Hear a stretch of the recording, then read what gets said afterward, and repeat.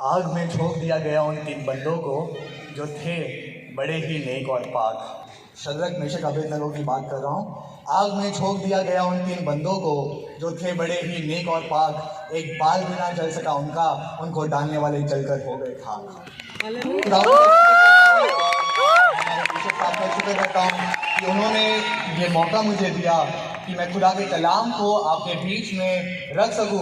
और जब मैं बैठा हुआ था खादिमाओं को सुन रहा था, और आज सुबह से एक बात कॉमन चलती आ रही है, और वो ये है एनॉइंटिंग ऑयल, तेल। जो तेल आपके ऊपर उंडेला जाएगा, तो जो तेल हारून के ऊपर उंडेला गया था वो अभिषेक था, और वो तेल कुछ और नहीं पवित्र आत्मा है। और सुबह जब बिशप अंकल ने सब जवानों को, बच्चों को खड़ा किया, मुझे अच्छा लग रहा था। और मुझे याद आया दाऊद भी जब मरने पर था, पहले राजा उसके 2 अध्याय में दाऊद जब मरने पर था तो उसने अपने बेटे को बुलाया, सुलेमान को बुलाया, और उसने ये नहीं कहा बेटा वो अरामी सेना है जो बहुत अच्छे से लड़ती है, उनसे सतर्क रहना, हमारे इतना बैंक बैलेंस है, ऐसे काम करना नहीं। लेकिन कहता है बी अ मैन, जो काम खुदावन ने तुझे दिया है उसे संभाल और परमेश्वर की खिदमत कर। वो कुछ और नहीं सिखा रहा है। कई बार हम अपने बच्चों को सब कुछ सिखाते हैं लेकिन खुदावन का कलाम नहीं सिखाते हैं। नीति वचन कहता है कि जो अपने बच्चे को जब वो छोटा है खुदा के कलाम को सिखा,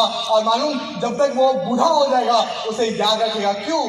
आप मुझे बताइए, आप में से कौन ऐसा है जिसने 5वीं में जो आंसर लिखा था आपको अच्छी तरीके से याद है? कोई जवाब 5वीं या 10वीं का, व्हाट इज अरिथमेटिक प्रोग्रेशन याद है? किसी को नहीं, लेकिन हम सभी को याद है ए फॉर क्यों?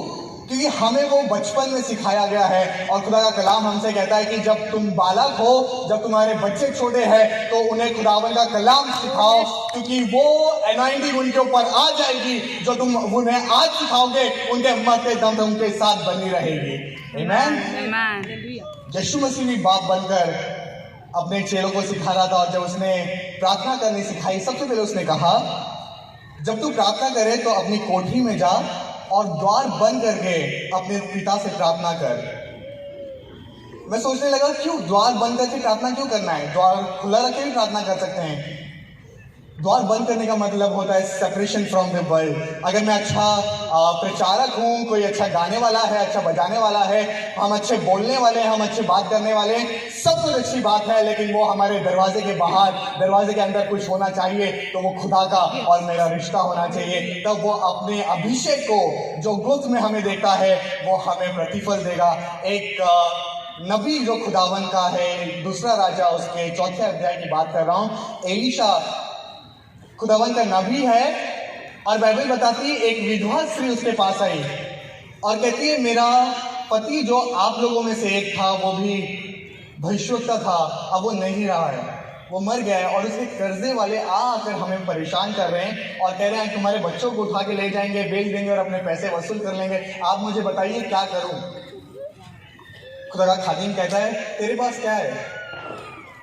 तुम्हारे घर पर क्या है? कमाल की बात है ना। हम गुस्सा हो जाएंगे अगर हम कोई सीरियस टॉपिक पर बात कर रहे हैं और खुदा का खादिम बोले घर पर क्या बना है, आज पकवान है, आ जाओ। नहीं, वो कहती है बड़ी सुंदरता से, वो कहती है मेरे घर में एक हंडी तेल को छोड़ और कुछ भी नहीं है। खुदा का खादिम उससे कहता है जा अपने घर में उस एक हंडी तेल को ले और सारे बर्तनों को इकट्ठा कर, चाहिए तो आजू बाजू से भी सारे बर्तन ले आ और उस एक हंडी तेल में से उंडेलती जा, और जब तक बर्तन खत्म ना हो जाए रुकना नहीं। सुनिएगा, बाइबल कहती है कि उसके पास बर्तन कम पड़ गए लेकिन वो तेल खत्म नहीं हुआ। अभिषेक जो खुदावन आपके ऊपर देना चाहता है, जनरेशन चली जाती रहेगी लेकिन वो अभिषेक खत्म नहीं होगा। मालूम एलीशा भी ये काम को किया करता था, प्रार्थना किया करता था, और वो अभिषेक द्वार बंद करके वो अभिषेक अपने ऊपर लिया करता था। ये प्रार्थना करो इसीलिए बनाया गया है कि वो अभिषेक हमारे ऊपर आता रहे, और जब वो अभिषेक हमारे ऊपर आएगा तो खुदावन हमारे द्वारा जोरावर कामों को करेगा। एलीशा, इसी अध्याय में अगर आगे बढ़ते हैं, एलीशा के पास वो स्त्री आई और कहती है मेरा बेटा मर गया है। हम सभी को पता है ये स्टोरी, है ना?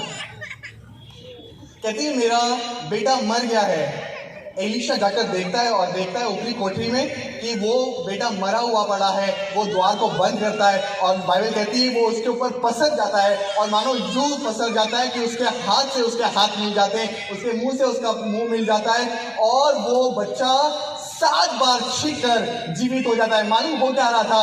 जो बंद कमरे में एलिशा अपने ऊपर एनाइंटिंग ले रहा था वो उसमें जा रही थी। दाऊद ने कहा तूने मेरे सिर पर तेल मला है और मेरा कटोरा उमड़ रहा है। हालेलुया। जो अभिषेक एलिशा ने बंद कमरे में लिया था उसे वो दिखाई दे रहा है। जो उसने अभिषेक बंद कमरे में लिया था वो उसे दिखाई दे रहा है। आप जब दुआ करेंगे अभिषेक आपके ऊपर आएगा और वो अद्भुत कामों को करने लगेगा। आखिरी एक बात बताकर खत्म करूंगा। एक स्टोरी। एक बाप खेत में काम कर रहा होता है और बेटा भी उसके पास आ जाता है, काम करने लगता है। बाप बड़ा खुश होता है और अपने बेटे के ऊपर कंधे पर हाथ रखकर कहता है बेटा बताओ कौन सामर्थी है। बेटा बड़ा सीना चौड़ा करके कहता है पापा निराश हो जाते हैं और कहते हैं बेटा बताओ सामर्थी कौन है। वापिस बेटा कहता है कि पापा जाने लगते हैं हाथ हटाकर अपना, पता नहीं उनके मन में क्या आता है। वो फिर से मुड़ते हुए कहते हैं बेटा अब बताओ सामर्थी कौन है। बेटा जवाब देता है पापा आप। अरे अभी कह रहा था पापा सामर्थी मैं हूँ, अब कह रहा है आप है, क्यों? बड़ा सुंदर जवाब देता है, कहता है पापा जब तक आपका हाथ मेरे कंधे पर था मैं सामर्थी था, जैसे ही आपका हाथ मेरे कंधे पे से हटा आप सामर्थी हैं, मैं नहीं। जब आप दुआ करते हैं खुदावन का हाथ आपको बना रहता है और आप सामर्थी हो जाते हैं। खुदावन आपको बना।